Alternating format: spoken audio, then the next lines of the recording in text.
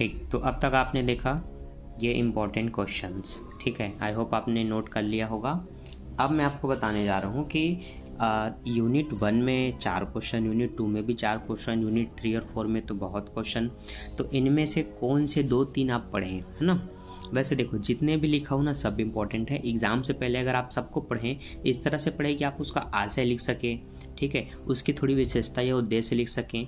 देखिए कॉमन तरीके से सब में तो उद्देश्य, विशेषता, महत्व को पूछा गया है, तो सभी में आशय उद्देश्य अगर आप पढ़ लेते हैं तो बहुत अच्छी तैयारी हो जाएगी। अब इनमें से कोई 2-3 क्वेश्चन इम्पोर्टेंट है, अगर ऐसा आप पूछें तो देखिए संप्रेषण और प्रभावी संप्रेषण, मतलब संप्रेषण क्या है, प्रभावी कैसे बना सकते हैं, फिर प्रभावी संप्रेषण क्या होता है, दोनों एक ही चीज़ हुआ। इन दोनों को एक साथ पढ़ना, ठीक है। तो 2 क्वेश्चन अथवा में आना है ना, तो एक क्वेश्चन इससे आना ही चाहिए, या तो प्रभावी संप्रेषण है तो सिर्फ संप्रेषण, अथवा में स्वाट विश्लेषण, अंगूरी लता, ठीक है। अंगूरी लता मैंने लिखा नहीं है, वो भी आ सकता है, ठीक है। तो अंगूरी लता वाले क्वेश्चन जो है वो पढ़ लेना, और इनमें से तो बच्चों दोनों में से एक आना ही चाहिए, और स्वाट विश्लेषण इन सब के बाद है, अथवा में आने के चांसेस है ना।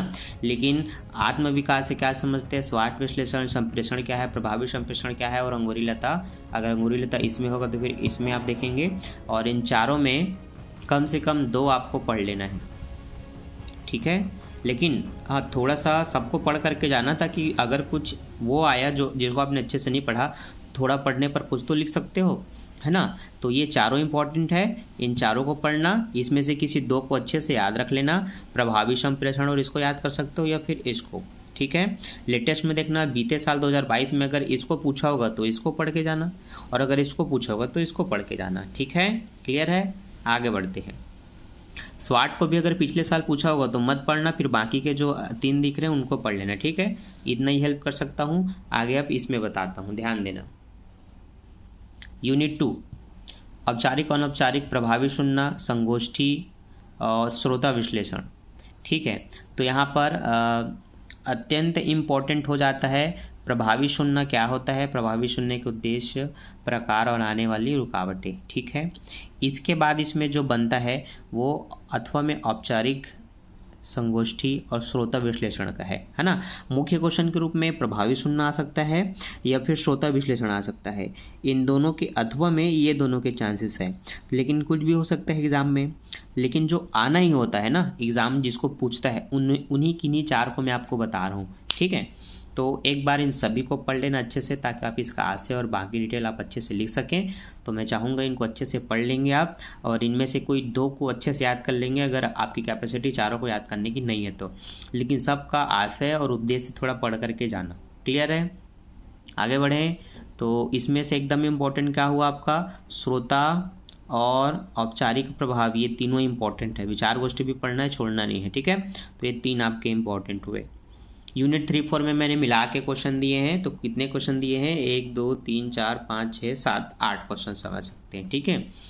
इसमें से जो आपका मौखिक प्रस्तुतिकरण है या अच्छे व्यापारिक पत्र की क्या विशेषता होनी चाहिए, यहाँ से क्वेश्चन आते हैं।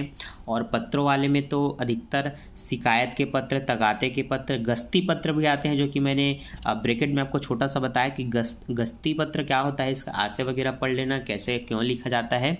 तो देखो पत्रों के जितने भी टाइप्स है सब आपको पढ़ना है, आशय और क्यों लिखा जाता है, लिखते समय किन बातों को ध्यान रखा जाता है, ये आप सभी का पढ़ लेंगे बच्चों, तो बहुत अच्छा है। ना कि इसलिए कि आपको एग्ज़ाम में पास होना है, आगे भी आपको ये बहुत काम आएगा, इसलिए इनको थोड़ा डिटेल से पढ़ लेना, ठीक है।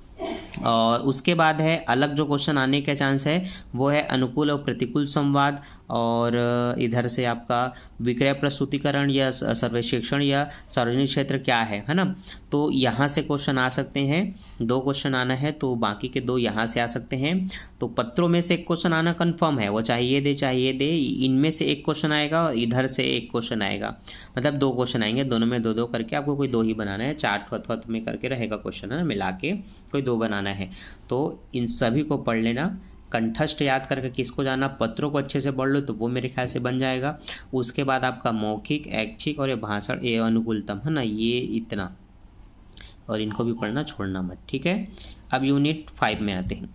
यूनिट 5 में आपका दैहिक भाषा बहुत इंपॉर्टेंट है।